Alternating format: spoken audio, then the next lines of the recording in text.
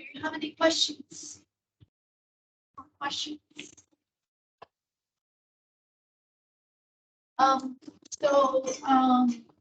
Monday we started talking about bivariate random variable, bivariate distribution.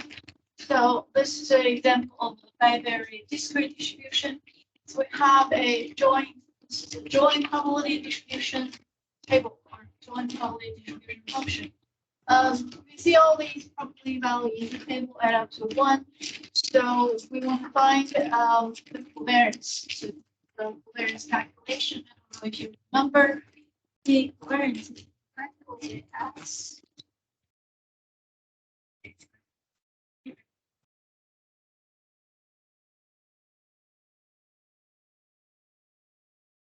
if we have a table, we're able to calculate mean of x out, the mean of y out, and we can also calculate mean of x times y. So covariance is a measure of the relation to variables. On Monday, when the covariance is positive, then x and y have positive correlation. If the covariance is 0, then x and y are independent. If the covariance is negative, then you have negative correlation. The definition for covariance is defined by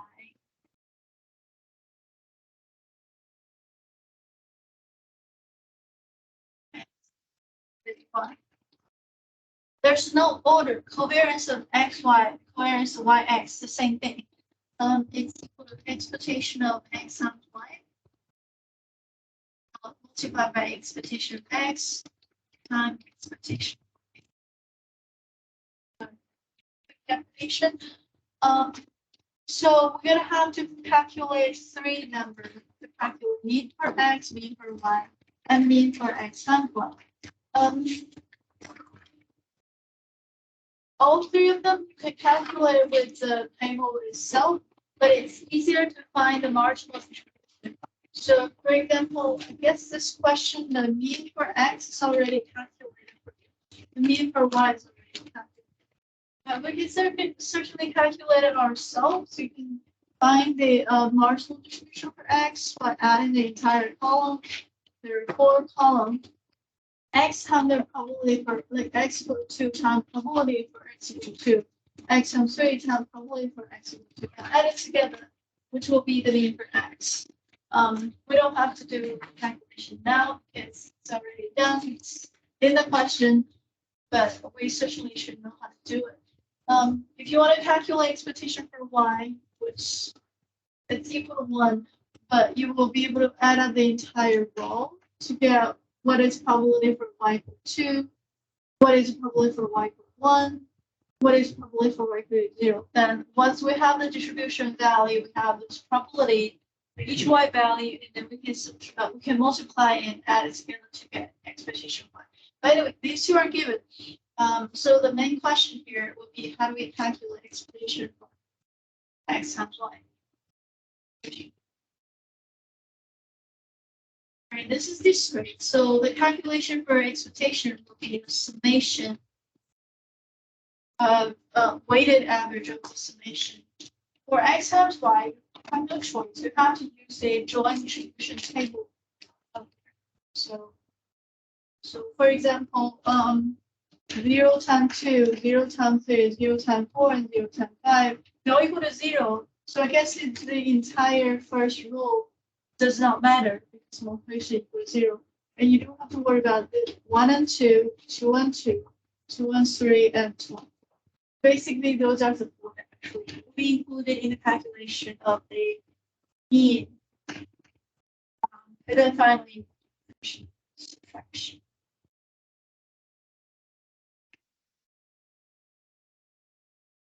Thank you.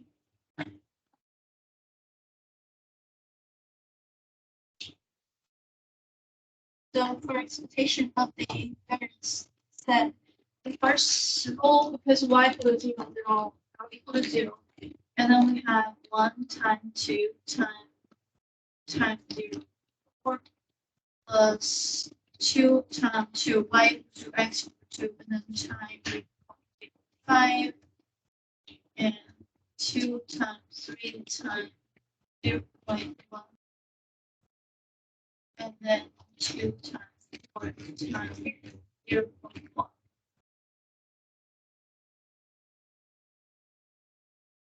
That's the calculation for expectation x and y, and then you finish it by finishing.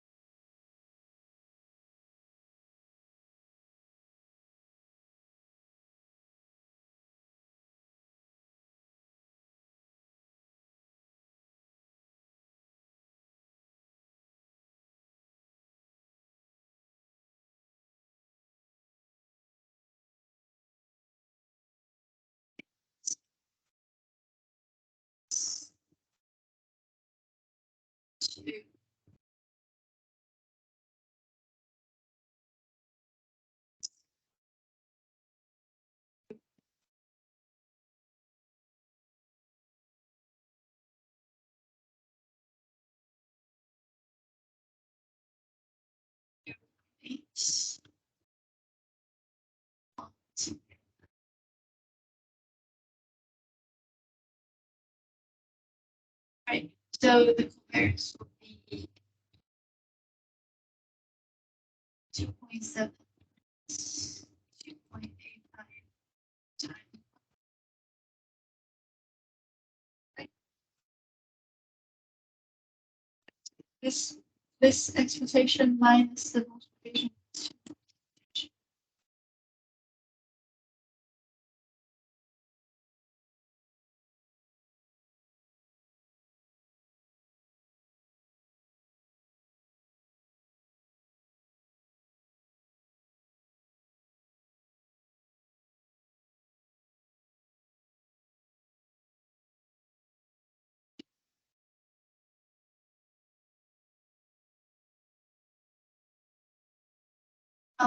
Do you have any questions?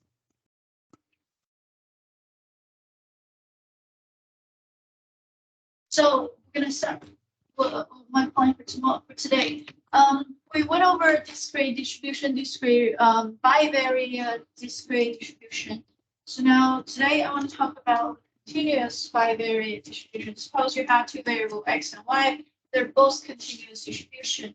So sometimes we do have their relation, so that we're going to be able to calculate probability related to two.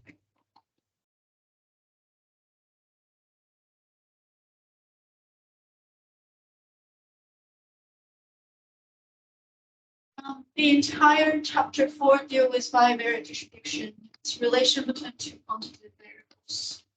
Okay. So 4.1 we started with bivariate discrete distribution of discrete type. If it's in discrete type, then the probability for each outcome can be individually calculated. So we still have the same rule for all probability related to discrete distribution. Probability for x and y, it has to be between 0 and 1. They gotta be positive. Summation of all the probability has to equal 1. If you're gonna calculate probability of single event, you have to add up all the probability, adds up all the probability inside the event. The double summation just means summation of all x and summation of all y. All right, this is the example we went over. Suppose x and y representing toss a pair of dice, x representing the smaller of the two, and y representing the bigger of the two. What's the distribution this time? So we can put it into a joint distribution table, and then we can find out the column sum, the columns total and the row total to get the marginal distribution. So the marginal distribution is if you add up for a single y value, fix the y, fix the x value, let the y, add up all the possible y value probability, and you're getting a marginal distribution for x. On the other hand, you can add up all the x's and sum up all the x's, keeping the y being the same, and then that way you can calculate probability for y equal to y. And that is marginal distribution for the y variable.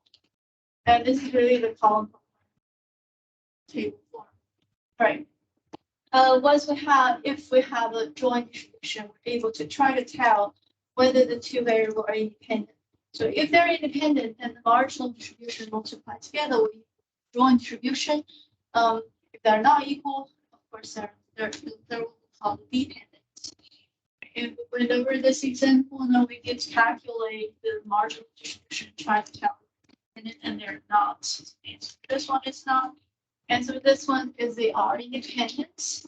But then occasionally we have zero. The number of outcome is limited.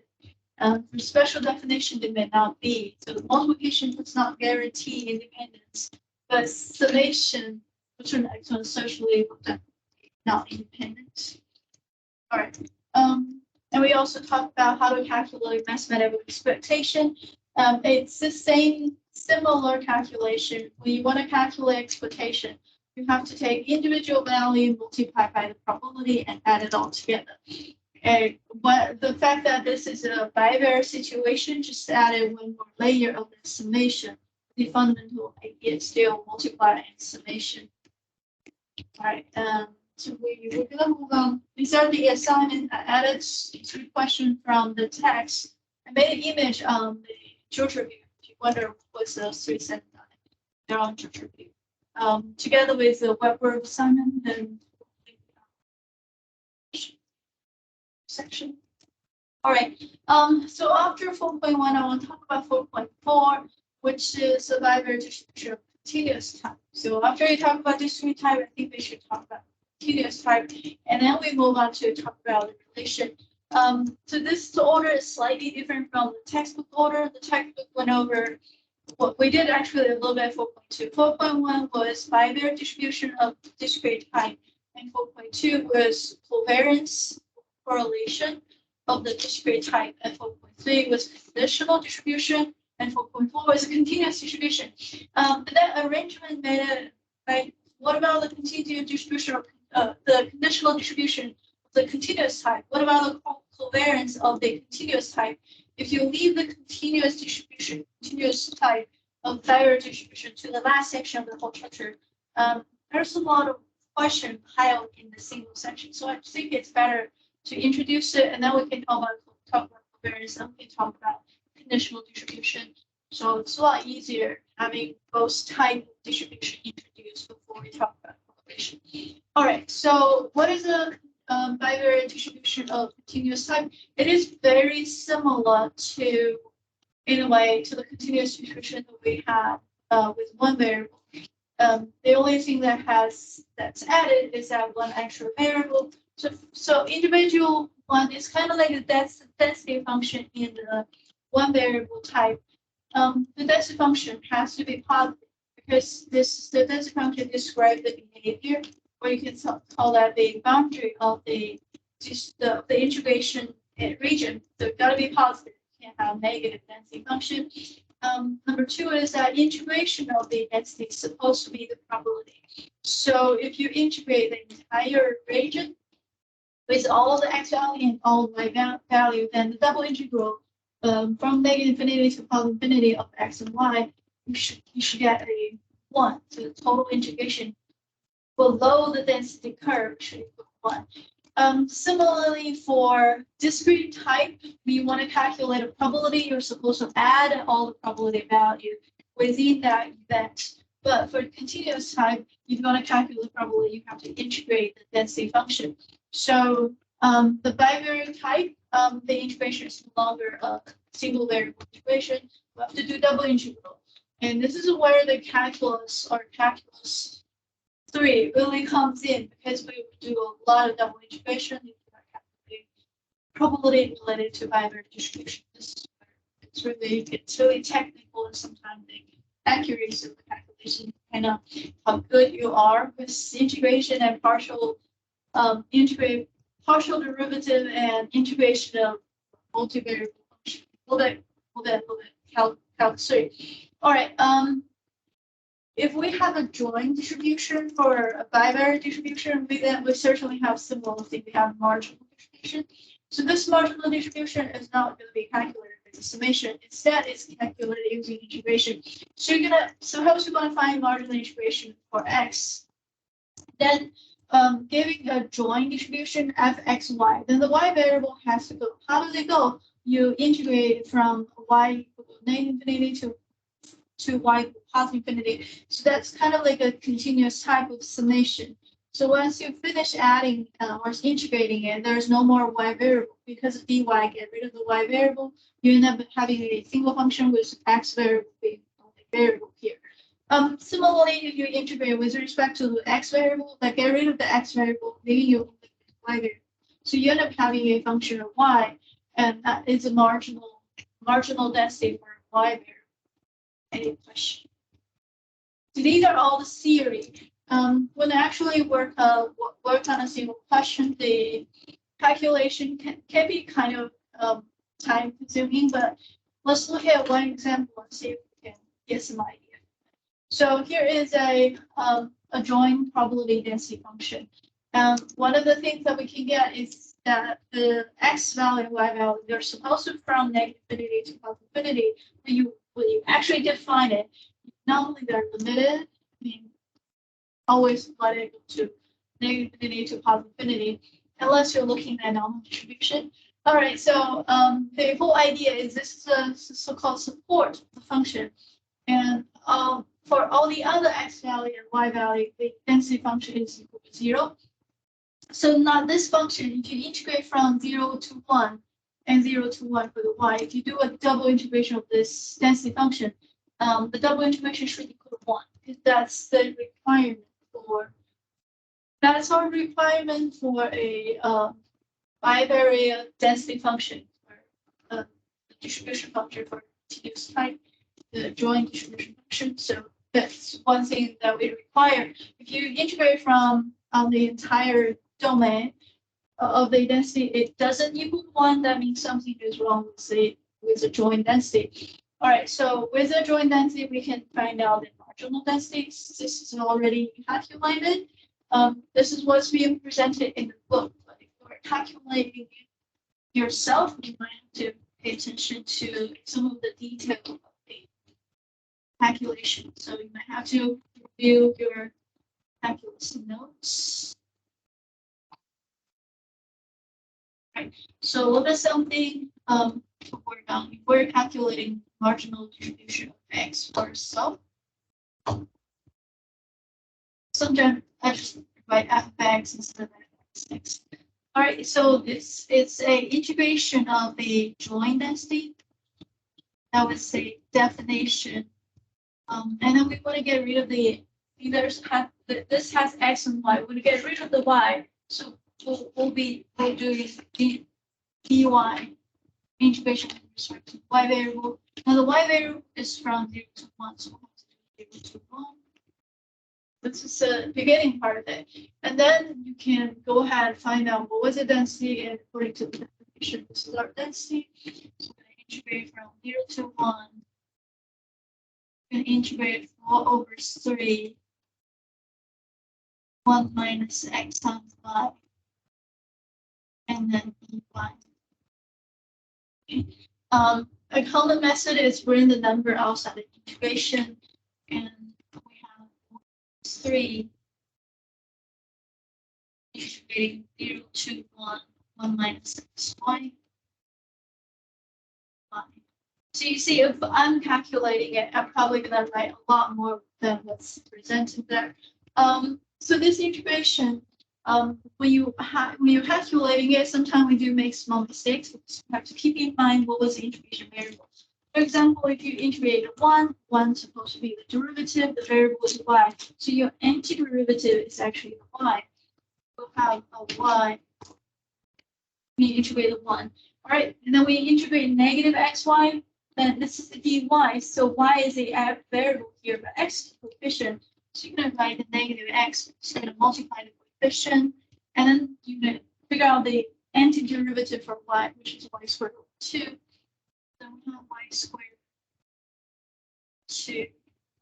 This is now finished. This is the antiderivative for that function, but we're doing a definite integral. So you have to put in your upper limit and lower limit. And here it's very important to remember what number do we replace with the integration limit.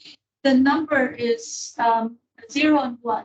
They were supposed to replace the y variable in your final antiderivative. Sometimes I do write something extra just to keep myself in mind.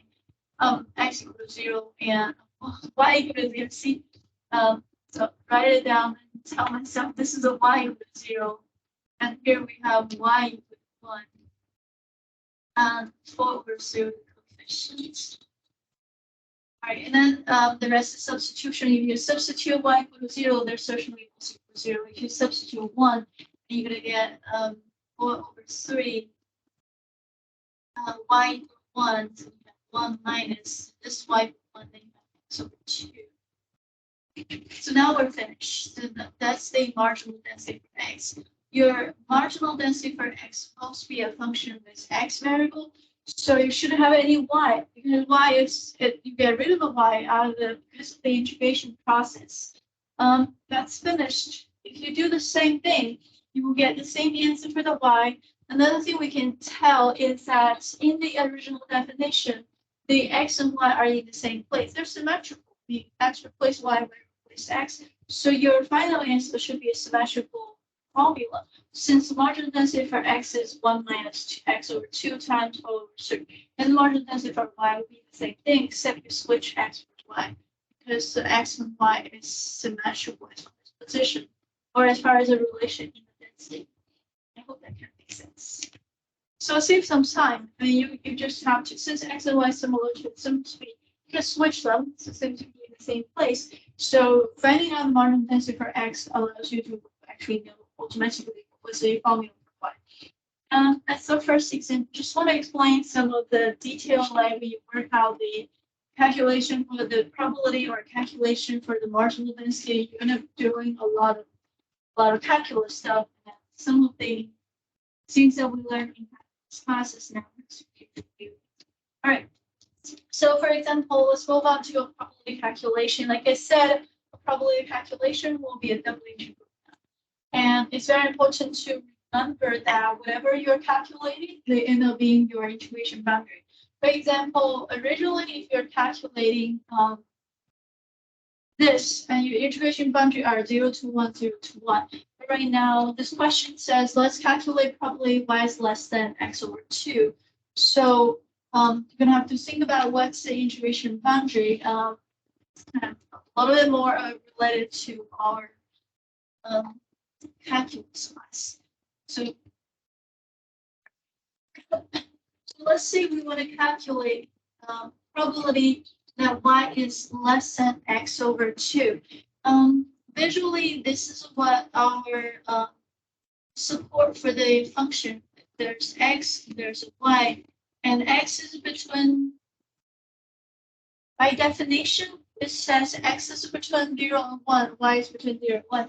So horizontally 0 to 1, vertically 0 to 1. It's a little square of 1 by 1. So your integration region is going to be this. This is 0, 1, 1, 0, and 0, 1.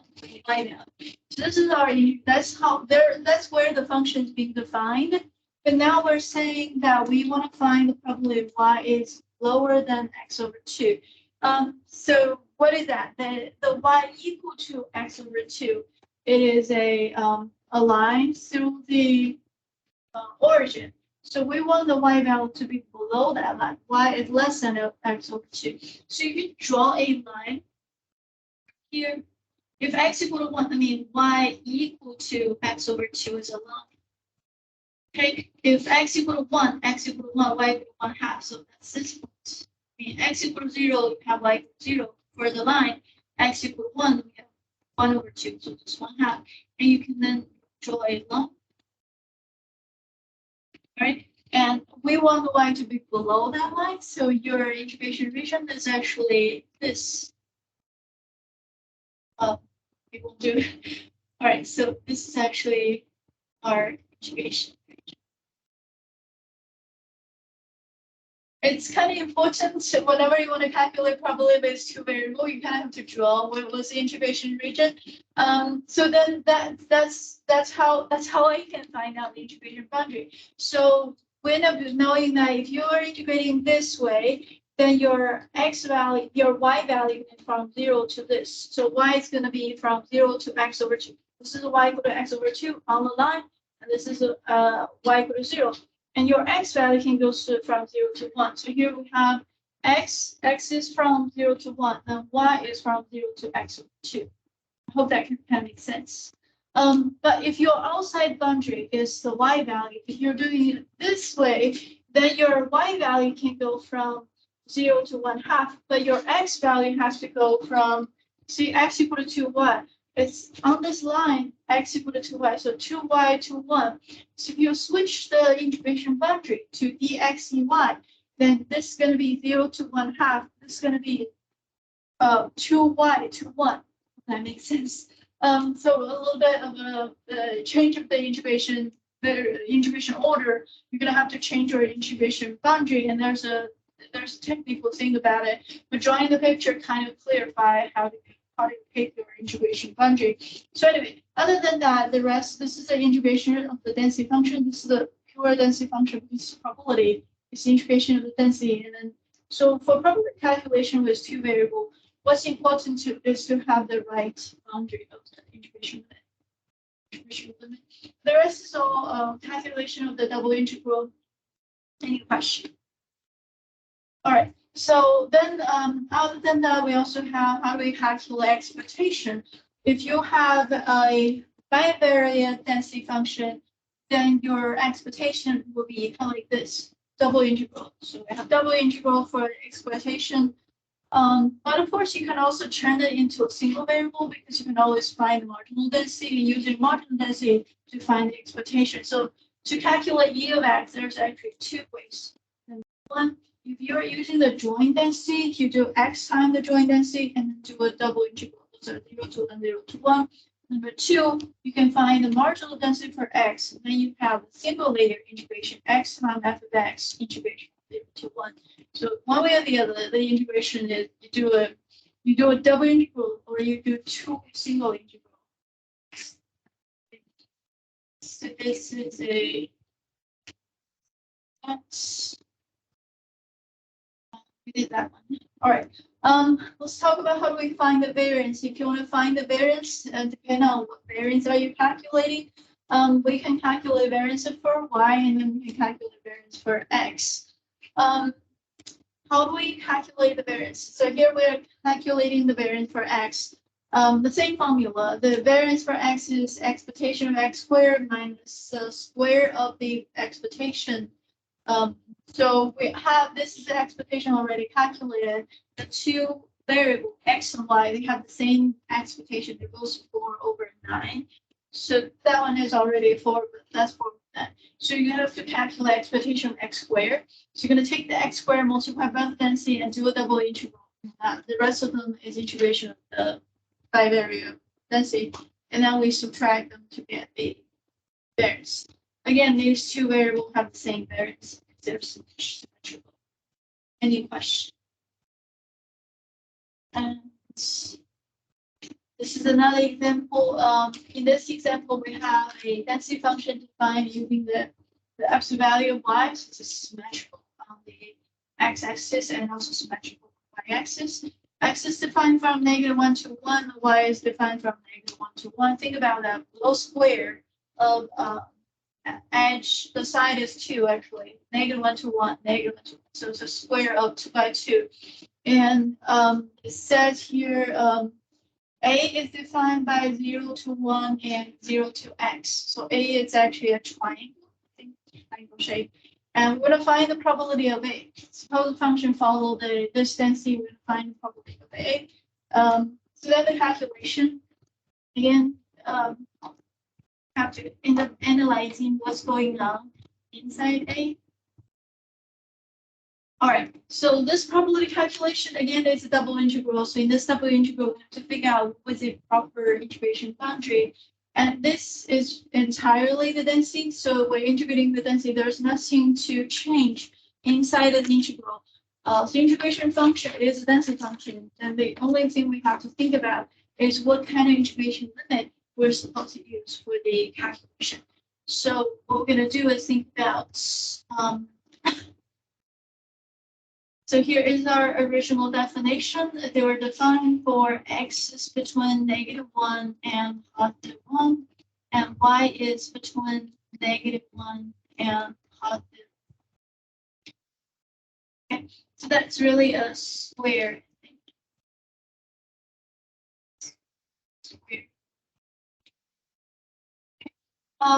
So what we are looking at is A. Okay, so that was the original definition, the domain for the density function. So now A is x from 0 to 1, y from 0 to x. So you're gonna see 0 to 1 is easy. The x equal to 0, x equal to 1, they're vertical line. So this, and that was x equal to 0. This is the x equal to 1. And here y equal to 0, y equal to 0 is this. Now, what about y equal to x? Y equal to x. And that's this line. Okay. Since y is less than x, so y is below that line, so that we're actually looking at this region. This works. It doesn't work. There's a lot of small dots. That's what's causing it. So this is our integration region, right? It's a little triangle there. So depending on how you try it, if you do this way, then it's 0 to x, 0 to 1. X is 0 to 1 and y is 0 to x. But if you do it this way, then it's 0 to 1 for the y, but then this is the y to 1 for x. X is 1. So depending on how you do it. So obviously it's easier to choose the outside is x is 0 to 1. The inside is y from 0 to x. That's why the integration limit is 7 that way. Any question? This example we had a probability calculation example. Okay, then we can calculate the expectation the margin density. I think I might have skipped something. We have to have the marginal density to calculate this. This is a marginal density. And if you want to calculate expectation of y, you have to take the y multiplied by the marginal density of y.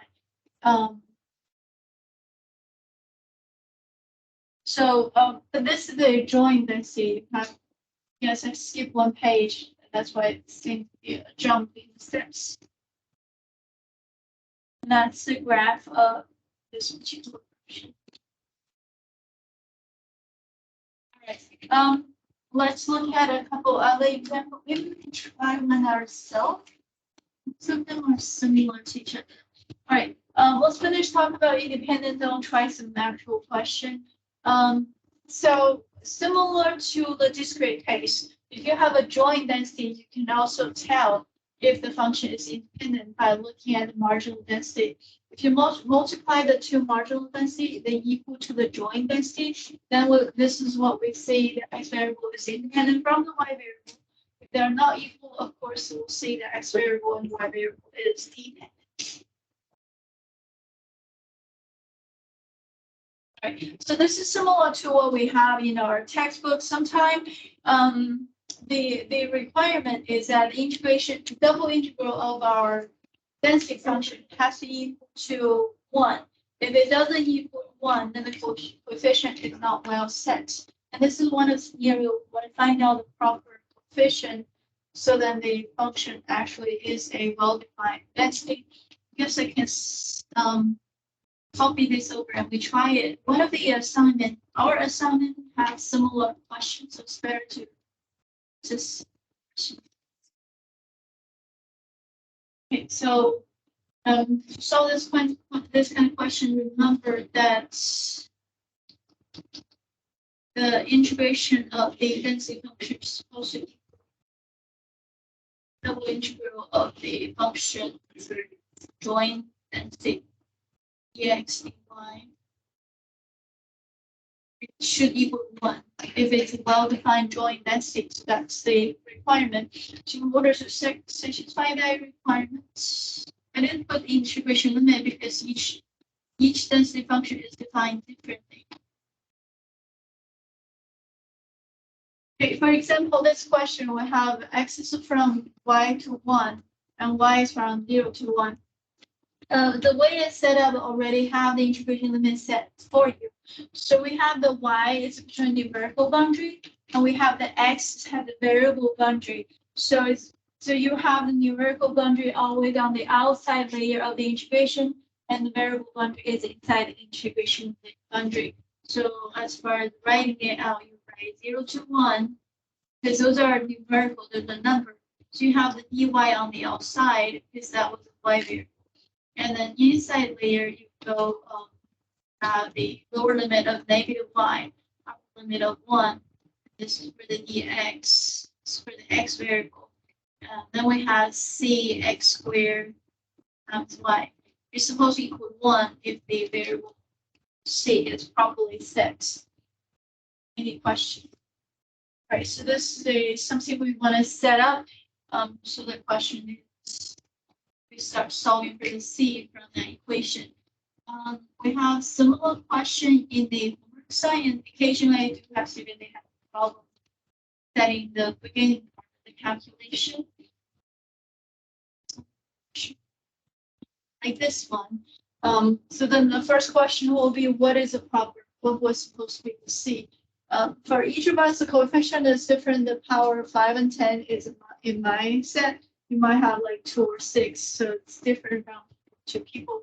But the underlying method is the same, so just using that one as an example to calculate this one. All right, so let's finish. The inside layer of the integration should be the one we calculate first, and that was supposed to be dx. You can bring the c outside the integration with the x part, because that was dx. So integration of the x part, you have x cubed over 3. Everything else stay the same. So once you finish the integration, you have c x cubed over 3. Because that was supposed to be dx, so y is coefficient is multiplication. And that will be ended, that's the antiderivative. Then remember the x equal to this the x variable we're integrating, so x equal to 1 in the upper limit, and x equal to negative y in the lower limit. So that's all the orange part. And the rest, the outside, they don't have to change yet. So we have 0 to 1. And this whole thing is supposed to equal 1. And we're not finished. We have to evaluate it. To make x equal to 1, then we have, so we have 0 to 1. Let's bring the c outside. When x equal to 1, we have y over 3, 1 times y over 3. When x equal to negative y minus negative y cubed 3 times y. And then outside of y. And you can see that I'm trying to be careful there, and also it's my tendency to overlook small things, so I keep writing more and more just so we can. So then the c is there, y over 3 minus positive, negative cubed is to negative. So this is y to the 4th over 3 and dy. Integrating from 0 to 1. So from here, if you want to simplify this, you can bring this 3 outside. We have c over 3. Or integrate it, I think it's better to simplify it just so we have less cumbersome things to work with in the integration process. That way, it's more accurate. So then finally, we finish integrating this c over 3 And integrating the y, we have y squared over 2 minus y plus y to the fifth over 5. Okay, and then we evaluate it at 0 and at 1. At 0 is all 0. At 1, we have c over 3, 1 over 2 plus 1 over 5. 1 over 2, 1 over 5 common factor is 10. So that's 5 over 10 plus 2 over 10. That makes it 5 over 10.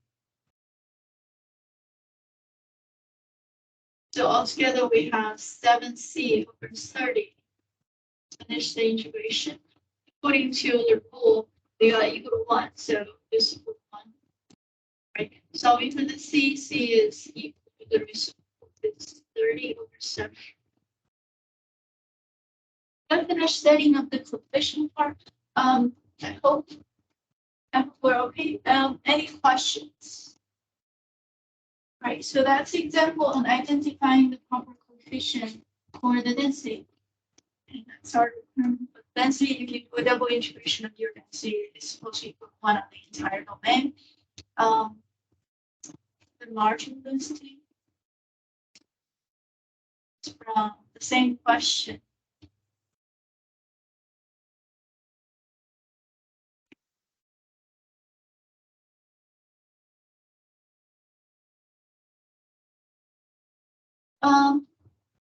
We don't see this kind of question a lot, maybe a couple of them. Sometimes the density, the marginal density is not so easy to integrate because you have to find the boundary.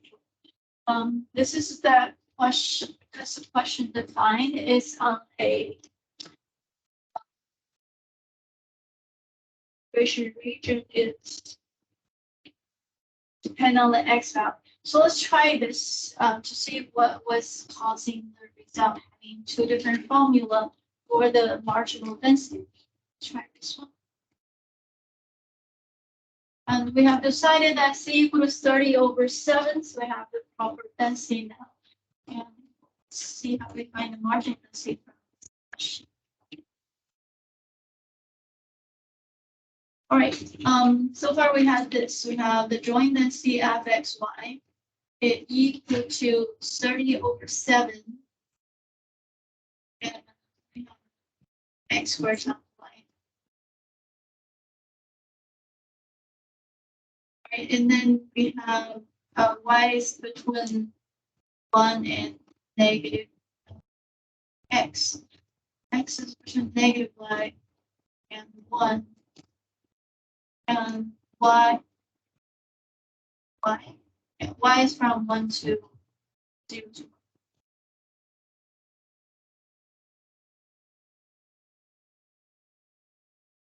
1. Okay. So let's try to find the marginal density on x.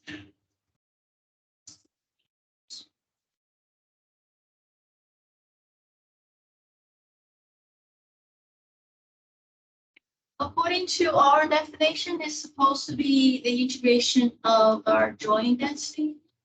But you're going to integrate the dy just to get rid of the y, because in the marginal density for x, the only variable that we have is x.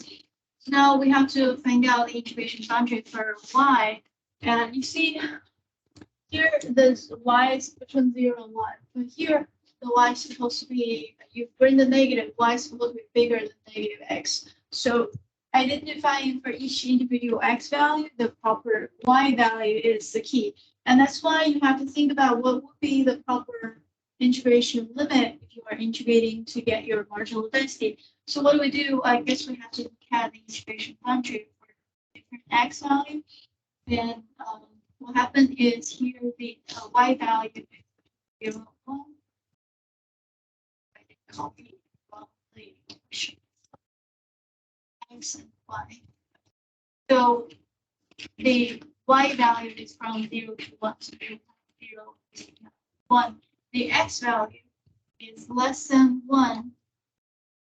X is less than 1, so for x equal to 1, it's the x equal to 1. And x is less than 1, so you have to stay on the left side of x equal to 1.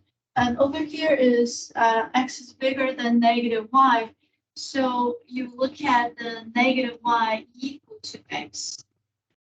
Or that will also be y equal to negative x, and that is a line. If you draw the line like this. Not very good.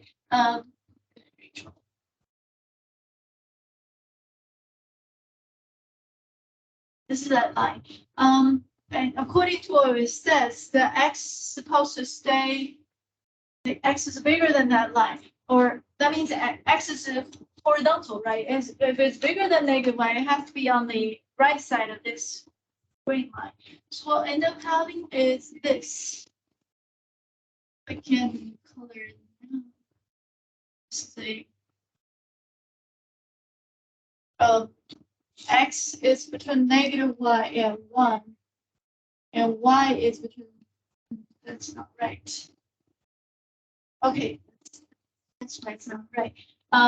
X is between this blue line and the orange line, the green line and the orange line, that's x. And y has between 0 and 1, right? So the y, if you draw a boundary for the y, it's going to look like this color. So y is between 0 and 1. So this is y 0, and this is y 1. So the actual integration limit is going to be this, right? That's the actual defined, that's the actual domain for the density function. I think this is what's causing the problem, because for different x value, I mean, for x value, you may find different boundary for your y value. For example, if x is, for x that's between, let's see, this is negative 1.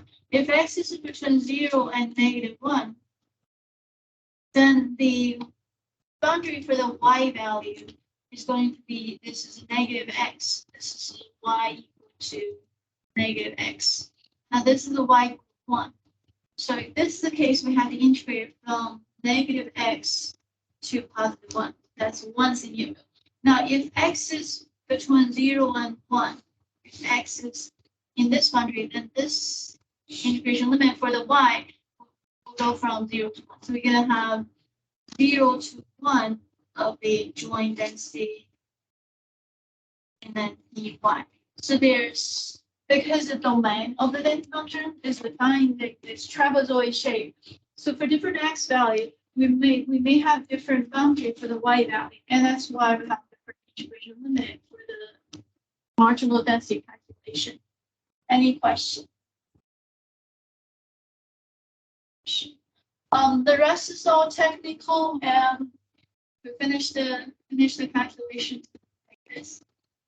So the top, it's the same function that we're integrating. The difference is in the limit. So that one is 30 over 7x squared y dy. Now this one is going to be 0 to 1, 30 over 7x squared y dy. The integration, the antiderivative is also the same. So it's going to be 30 over 7 x squared is coefficient, this will be dy. So y variable, so integration of the y term, we have y squared over 2. I'm going to plug in the y equal 1 and y equal negative x. So our answer is going to be, if you plug in 1, 30 over 14, cancel the 2, so 15 over 7. So 15 over 7 x squared, and the y 1 minus 15 over 7. Plug in y equal to negative x, we have x of course. Okay, so that's this one. Now the bottom one, if you integrate, you have 30 over 7 x squared, the same antiderivative x squared and the y squared over 2. We're going to plug in y equal to 1 and y equal to 0. Here y equal to 0 is naturally equal to 0, y equal to 1, and we have 15 over 7 x squared. That should be it. And any question? we can compare with what we have in the proposed textbook solution. We have it. So the one that has x squared minus x to the fourth is one we have x squared. So that you can tell why do we have two different solutions. It's because the x value has two different the x value and y value are in different interval. Marginal density for x. The y has no problem because if you're integrating with respect to x variable, your x is going from here to here. This is a negative y, and this is a positive 1. These are the boundary for the x, and the y values are there, so there's no problem. So we don't have two different situations for marginal density. Any question?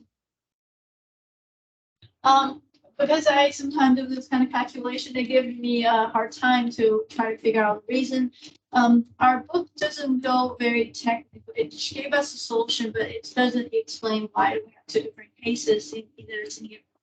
So anyway, integration property is integration of the density, double integration.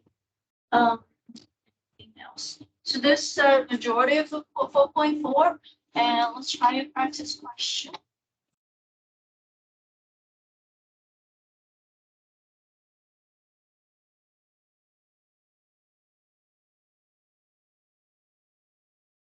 All right, so for example, this is one of the actual real question. We have x and y, x representing the age of an insured automobile involving an accident. Y represent the length of time the owner had insured the automobile at the time of the accident. So x represent the actual age of the car. The y represent the insured time of the car.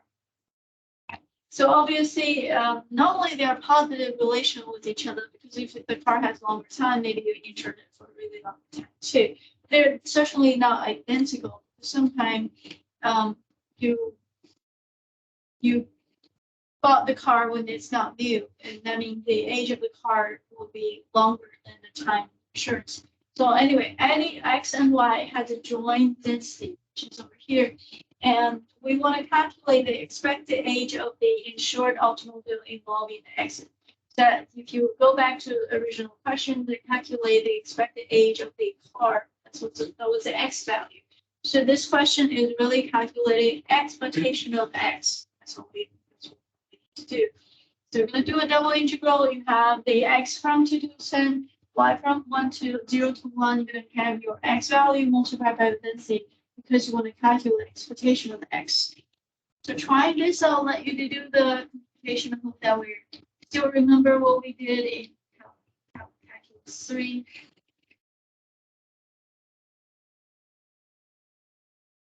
So up here, let's write down the formula. I'm going to calculate expectation of x. Does x represent the age of the automobile involving accident? And we're calculating expected age of it. So we calculate expectation of x.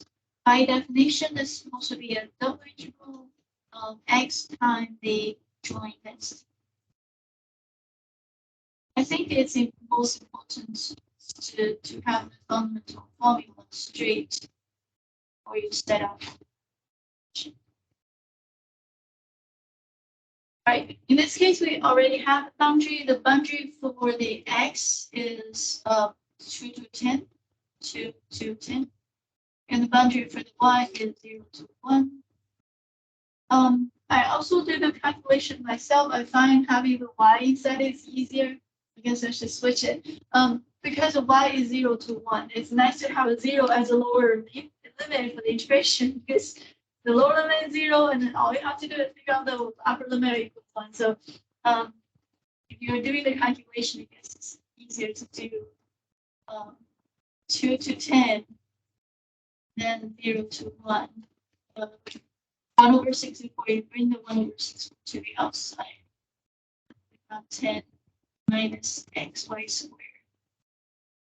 0 to 1 is a boundary for y, so we do dy first. X. Did I forget to multiply the x? I think I did. We should multiply the x to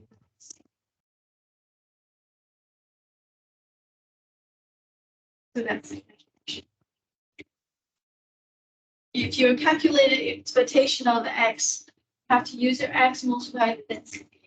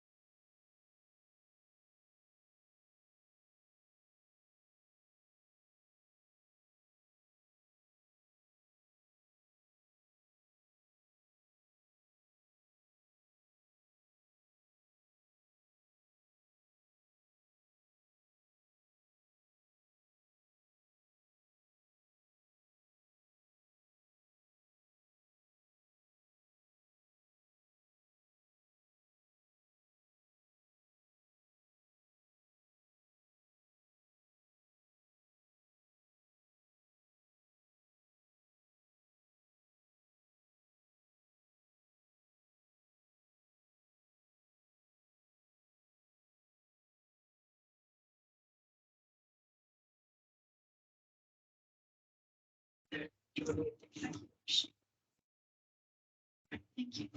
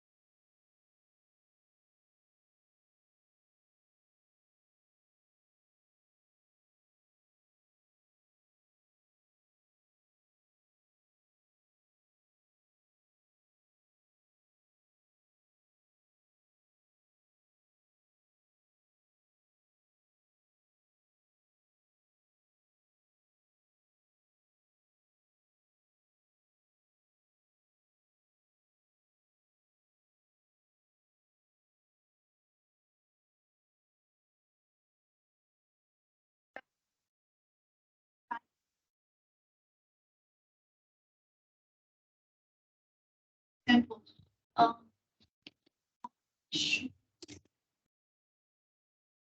and the question that we had, and then do similar calculation to find out C, and we'll calculate expectation for X, expectation Y, double integral.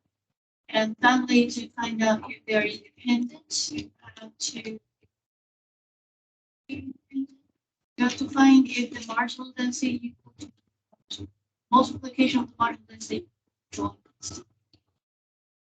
Or you can calculate if their expectation if the expectation X times expectation Y expectation X.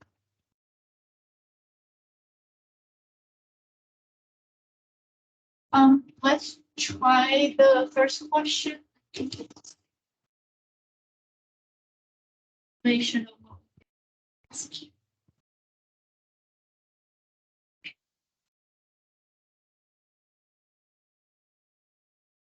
So, for example, if you're calculating C, you could utilize the fact that the integration 0 to 1, 0 to 1 of the joint density double integrals also equal 1. That's the probability of overall 1. That means that the 0 to 1, 0 to 1 C times X to the power 5, Y to the power 10, dy, dx, dy equal 1. This, you can, the integration limit is all numerical and integration variable is multiplication. So this integration is what people call separate, right? We can separate the integration variable into two integrations.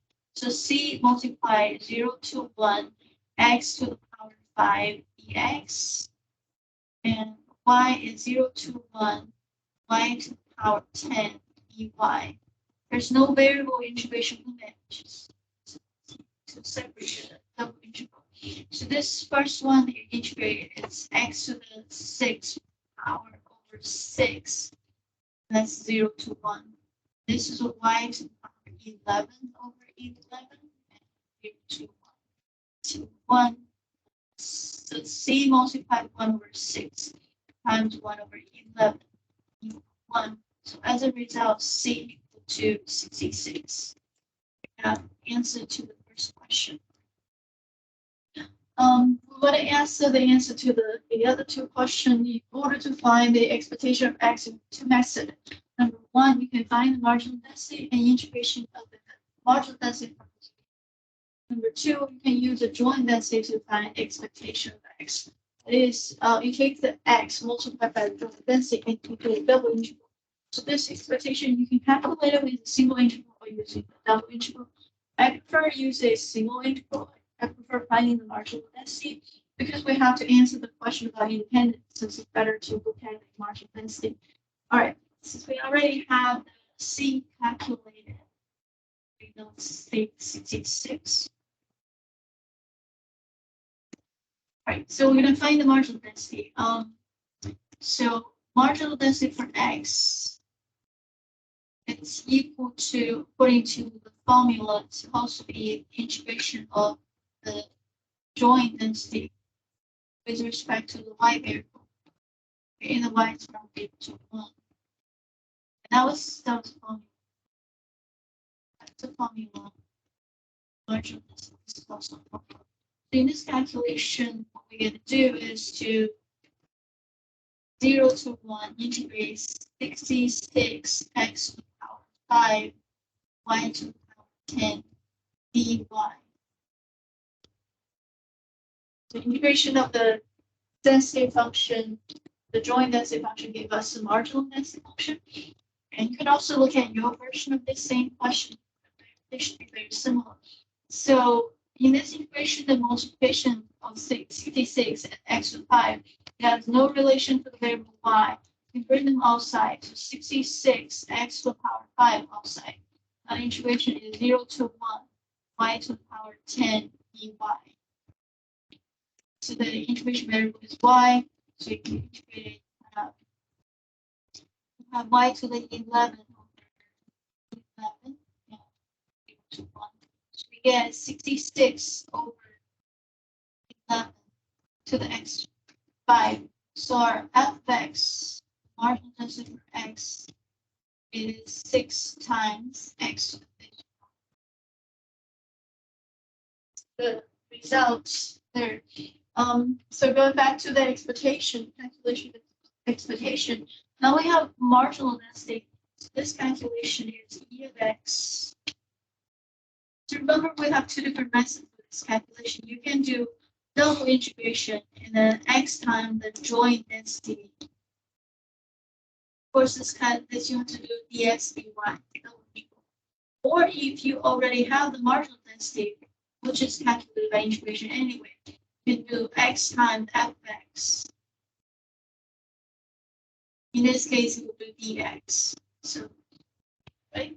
I mean, remember this double integral is already done here. We calculate marginal density. Right. So our marginal density is 6x to the fifth power. So this is equal to 0 to 1 x times 6x to the fifth power x.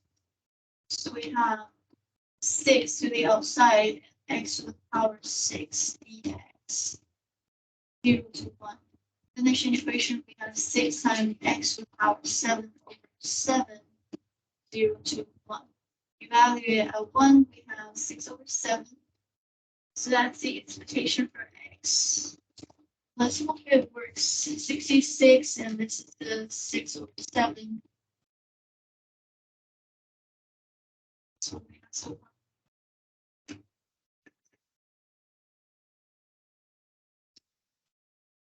that was the first two questions. We'll have to do similar things to the y there to find the marginal density for the y.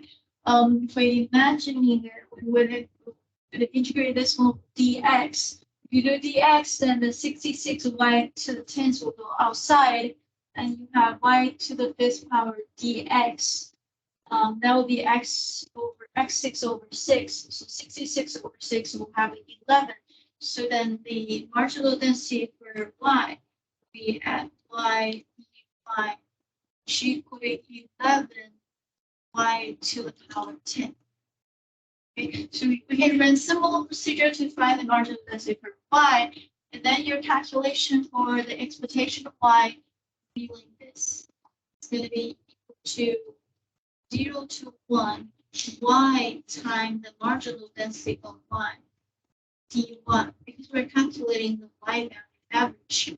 So you're going to take the y value multiplied by the density, and 0 to 1 y times the density is 11 y to the power 10 d5, and that would be integration of 11 y to the power 11. So after integration, then you have y to the power 12, where 12 evaluate from 0 to 1, it's 11 over 12. That's it.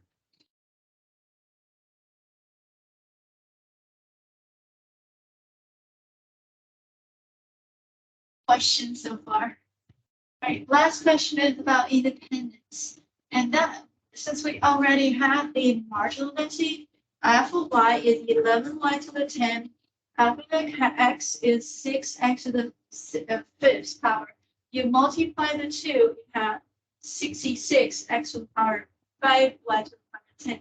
So that shows that the marginal density multiplied together equal to the joint density. That's independence.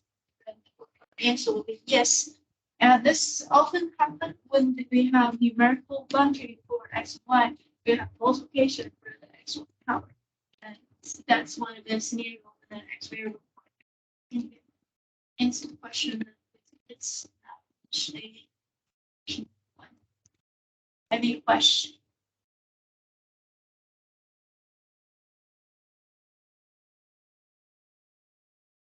All right, so as far as homework number 4, there are 7 questions on Webboard. There are 7 questions in the book. I copied over image so you can see having 14 questions. It seems to be a lot because some of the questions actually have multiple parts. But I felt like this kind of question it's hard to do it accurately without practice. So just hope we get enough practice so we will be. Those are the assignments that pop it over. So if you don't remember what they can practice them. The nice thing about it is the all number questions. So if you are at loss on what to do, maybe you read the solution in fact, you know what it is. You guys have the book, right? The textbook. So there are solutions to the back of the book, so you can look for the odd number question. The odd number solution is in the book.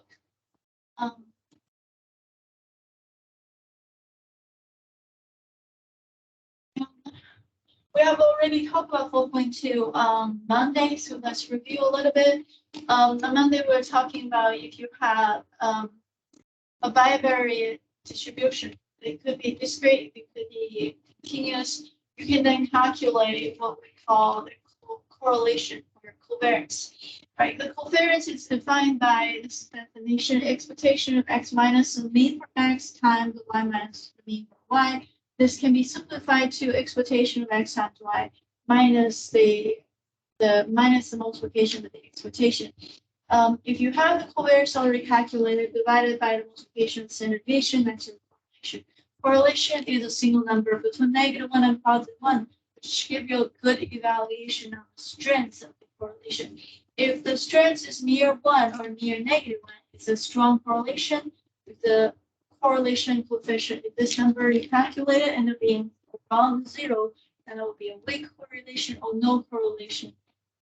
So this number really tells us how the two variables x and y is being correlated. Okay. The calculation part that this is a process of eliminating the equation and get it simpler. So from here, this is the original definition. So if you distribute, you expand, you have x times y, the mean times y, the mean times mean, then we have this, all right? Then the expectation of xy is the first term, expectation of this is the second term. That is the mean y, so this is mean x times mean y. That's mean y times mean x, that's mean x times mean y. So some of the term is 1, 2, 3, the three terms. Some of the terms are canceled because they're identical.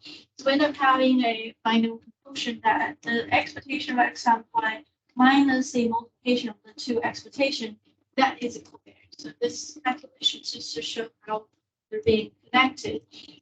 With that, we get the idea that if you have the covariance, then the expectation of x times y actually equal to the multiplication of those two plus the correlation times standard deviation. One more thing about how they sort of related. You can see that expectation of x times y is not equal to the multiplication of the expectation. You have to consider the correlation. If the correlation equal to 0, of course it will be equal to each other. That is saying when x and y are independent, then the multiplication of the expectation equal to the expectation of the multiplication. All right, I think we went over this together last time. So that has a small correlation. Correlation is very close to 0. So it's a very weak correlation.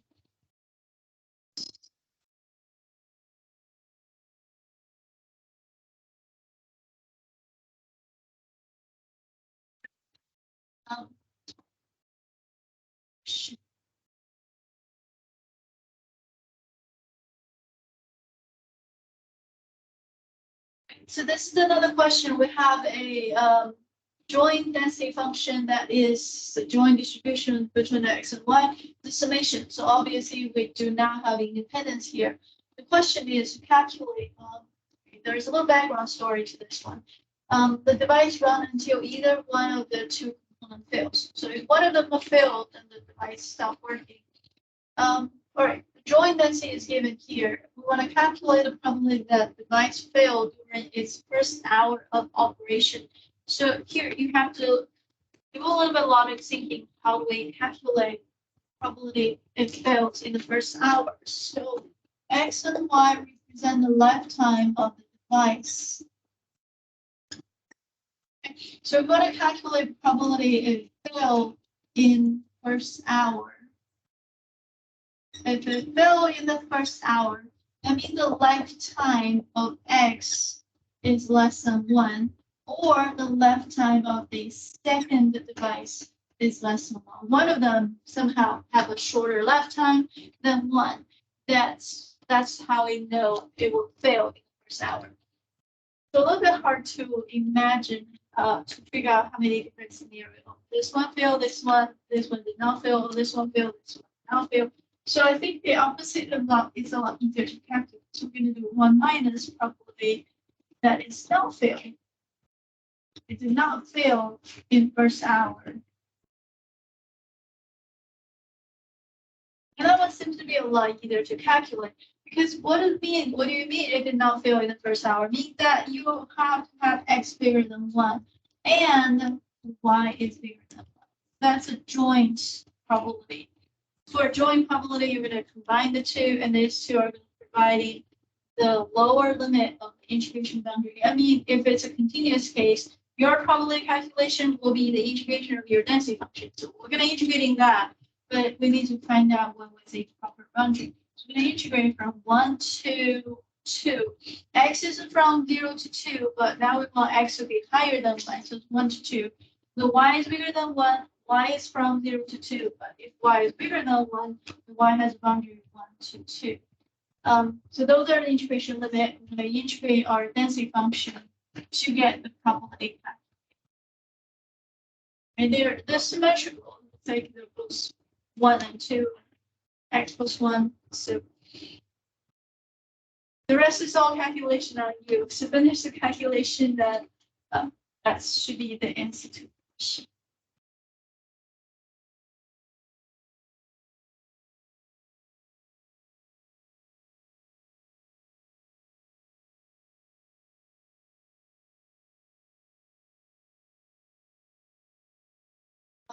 Just to calculate the integration.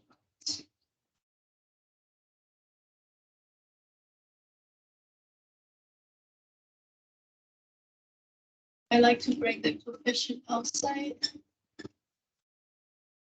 So if you're integrating with respect to the x, that's x over 2. That one is not x, so this is the derivative. This is derivative, that's inversion.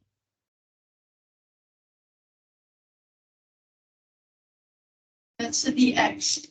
So the next thing you need to divide.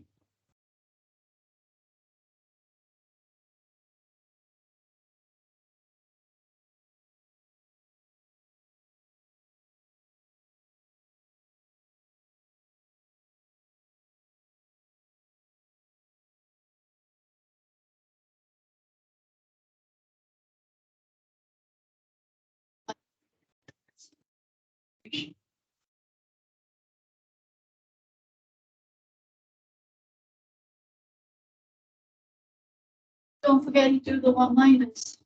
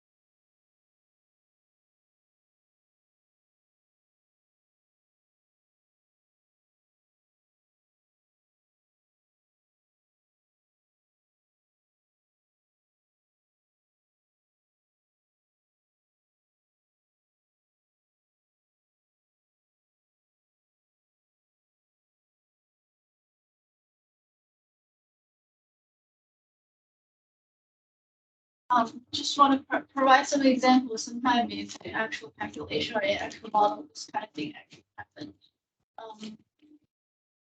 Most of the calculations on the board, but give us a sense of how it's unified the actual.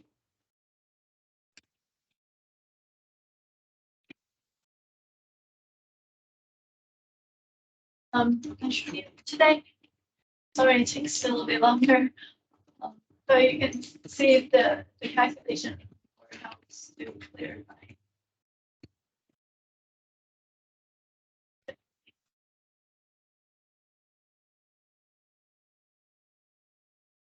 Thank you.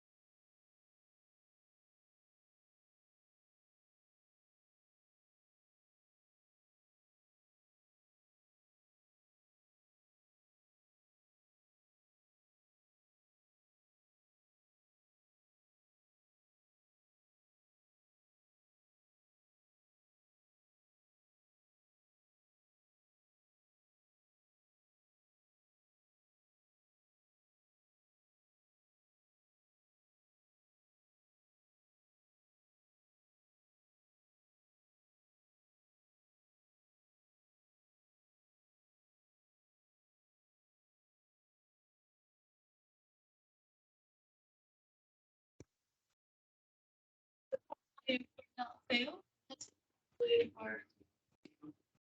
Yeah. I'm messing up the integration multiple times. Like this is my third time trying to do it because it's stuck at.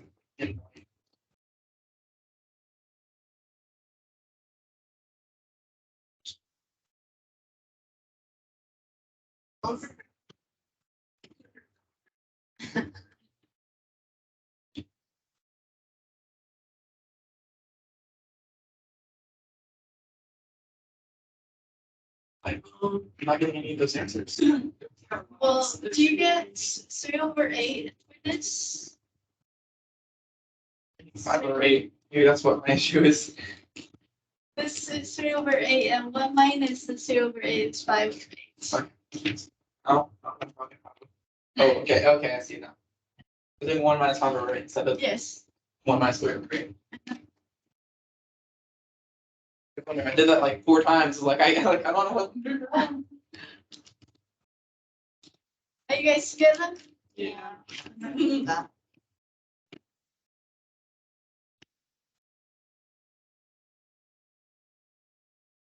How are y'all doing on your slides for underage is not Thursday night, right?